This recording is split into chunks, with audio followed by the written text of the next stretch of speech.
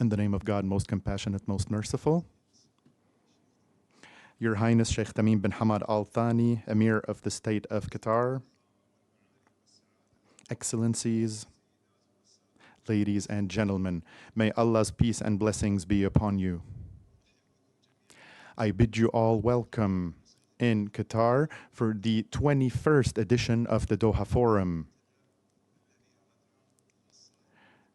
We built this forum to be a platform for dialogue amongst people, not just to facilitate this dialogue or not just in times of peace, but in the darkest times as polarization increases around the world, when communication amongst us is a need. When we chose the slogan for the Doha Forum this year, together towards joint futures, we were hoping that the forum would be held in circumstances that allow us to discuss positively our shared future in a manner that translates the ambitions and the aspirations of the world's people. However, we meet today with great sadness as the world suffers continuous crises.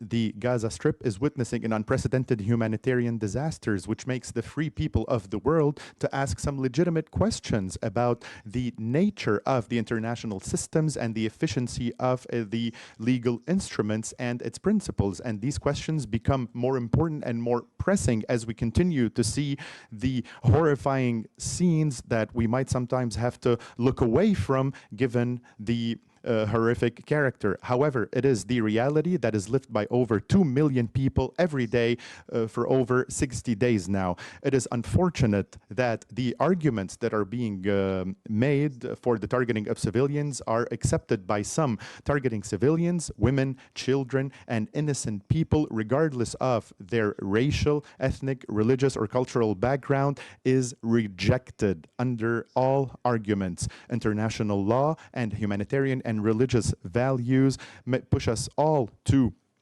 protect them and to condemn any attempt to besiege them or to starve them out. This crisis highlighted the great gap between East and West and between the various generations, and highlighted the double standards in the international community. The world actually was split between some who called for putting an end to this war and putting an end to the war machine, and some who were hesitating to call even for a ceasefire. And we saw those who were calling for a global position against occupation in a different context are hesitant now to condemn the crimes that are happening in the Gaza Strip and not calling for an international agreement to put an end to these crimes.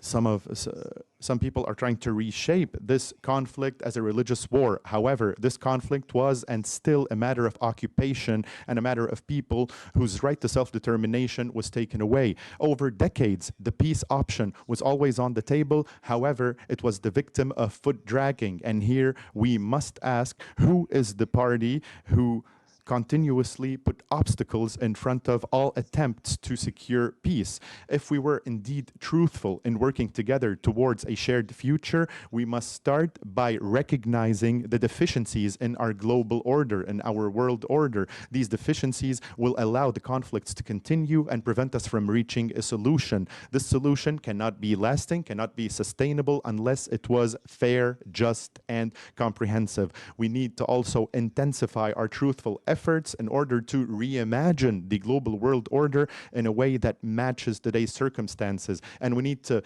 give up the bets of the past that no longer match our present, and we need to work towards building the future by doing a comprehensive review of our past and our present in order to rebuild a new global order that respects justice and equality amongst people, where no one is more powerful than the other and there is no preference based on affiliation, religion, or politics. Some may say that this is not the time to talk about a joint future for the entire world in the midst of the vast differences and the vast differences of opinion in a case that is testing our humanity, all of us. However, we are in dire need today to talk to each other, to listen to each other, and to discuss matters very honestly.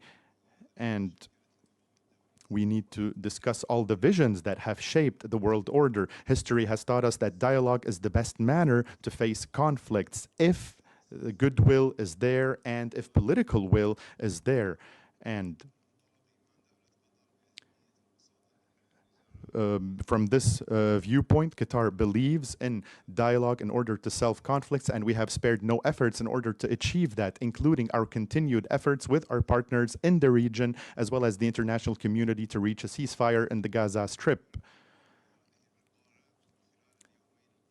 This distinguished attendance that we have here and we will have over the next few days is indeed quite special and timely, because it will allow us to discuss the dark reality that we are living today and discuss a future that is marked by prosperity and collaboration. I call upon you all to use all these sessions in order to reach ideas and suggestions that will help decision makers deal with the current challenges and that reflect the true will to build a joint future.